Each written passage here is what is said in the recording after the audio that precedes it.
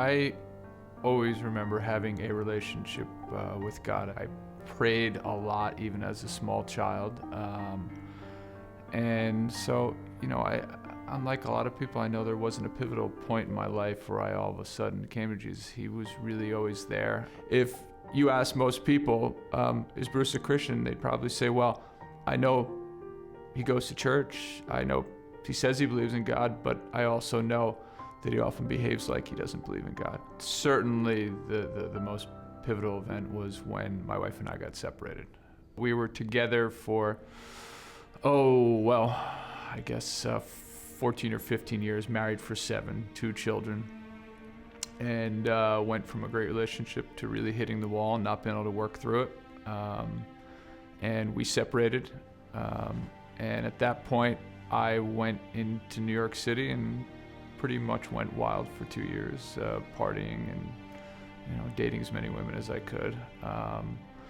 And at that point, my wife really became connected closely with God. I think by seeing how poorly I reacted to problems in my life, when life went wrong, when my marriage broke, I chose to not draw closer to God and try to figure out what that was all about. I went the exact opposite direction. I went with the cheapest and easiest earthly pleasures. And I think I just started wanting to be a better person for God, for my family. So I started to take a new, fresh look at what that meant.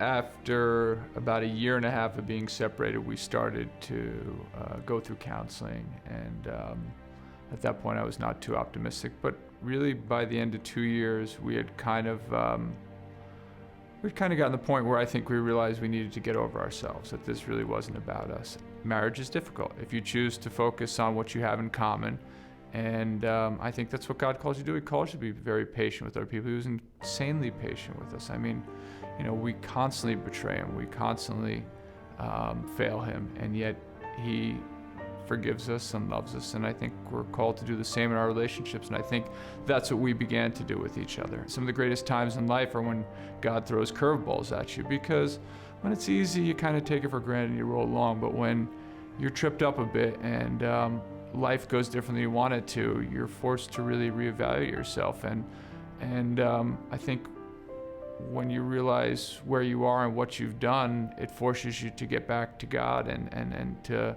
look to him for guidance and look to the Bible for guidance. And because we're prone to want to do what's easiest, I think. I think one of the most important things to people who don't know Christ well is that you do not need to prepare yourself to come to the altar. And that's what makes Christianity so unique.